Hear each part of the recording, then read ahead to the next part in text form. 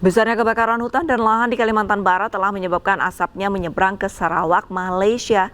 Kondisi ini membuat kualitas udara di wilayah perbatasan semakin buruk dan ratusan sekolah harus ditutup.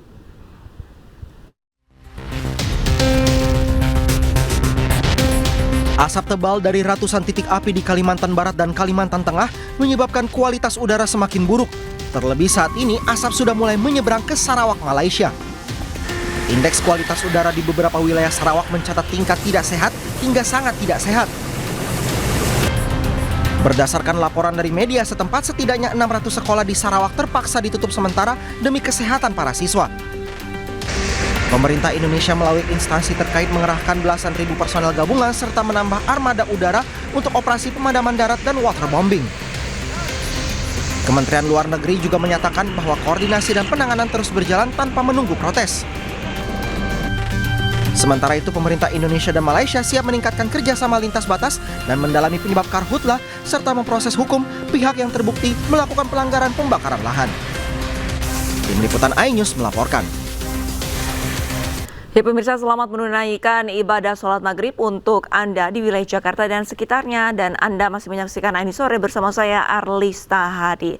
Sebuah bus antar kota dan provinsi jurusan Surabaya, Jawa Timur, Cilacap, Jawa Barat ludes terbakar di Jalan Raya Madiun, Surabaya Sabtu siang ini.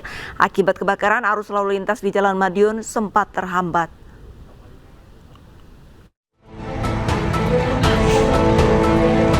Api dengan cepat membakar seluruh bagian bus EK jurusan Surabaya Cilacap di Jalan Raya Madiun. Menurut sopir bus, kebakaran ini diawali dengan munculnya asap dari bagian belakang mesin.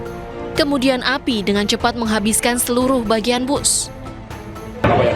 Dari belakang kan kelihatan spionnya itu, terus ada pemberitahuan dari pengemudi yang lain. Pas di lampu merah lames itu. Terus berhenti, saya berusaha minggir, memadamkan dan nggak nutupi. Ada penumpangnya banyak atau Pak? Kurang tahu ya, nggak hafal kondektur. Tapi ada penumpang Pak? Ada. Lebih dari 10? Kira-kira lebih dari 10. Petugas pemadam kebakaran mengerahkan 3 unit mobil pemadam dan berhasil memadamkan api setelah 1,5 jam. Tidak ada korban jiwa dalam peristiwa ini. Diduga ada konsleting di komponen mesinnya. Kalau proses pemadaman kira-kira berapa lama?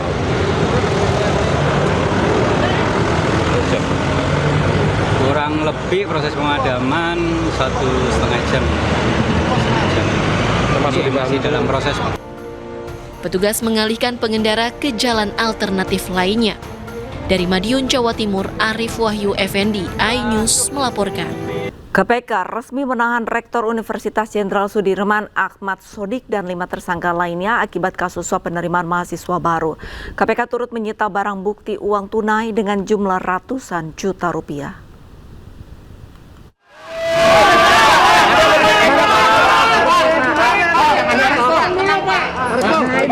Komisi Pemberantasan Korupsi KPK resmi menetapkan Profesor Ahmad Sodik selaku Rektor Universitas Jenderal Sudirman dan Norman Ari Prayoga selaku Wakil Rektor 3 sebagai tersangka kasus dugaan suap penerimaan mahasiswa baru Fakultas Kedokteran.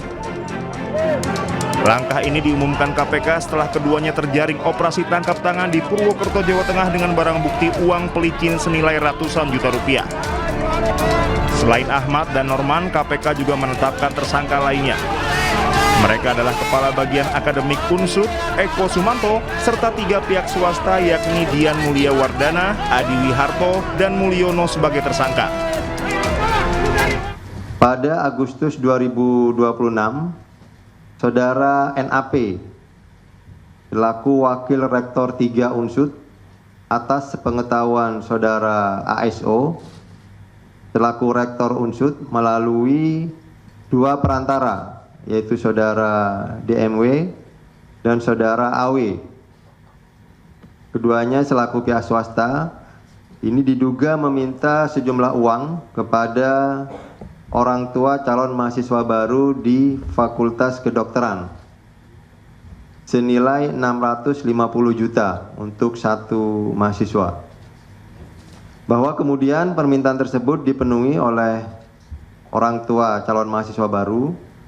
Namun demikian, setelah uang tersebut diberikan kepada 2 orang perantara tadi, DMW dan AW, anak yang bersangkutan tadi yang calon mahasiswa justru dinyatakan tidak lulus seleksi mahasiswa baru di Universitas Jenderal Sudirman.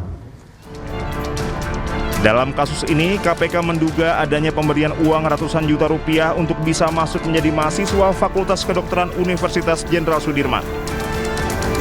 KPK selanjutnya melakukan penahanan terhadap para tersangka untuk 20 hari pertama sejak 21 Agustus hingga 9 September 2026.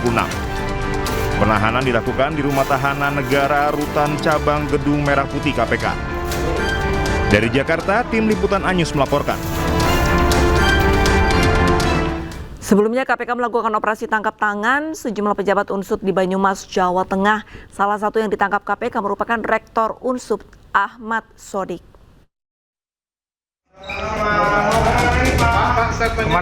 Budi Prasetyo, juru bicara Komisi Pemberantasan Korupsi menyampaikan ada 14 orang yang ditangkap KPK termasuk Rektor Unsut.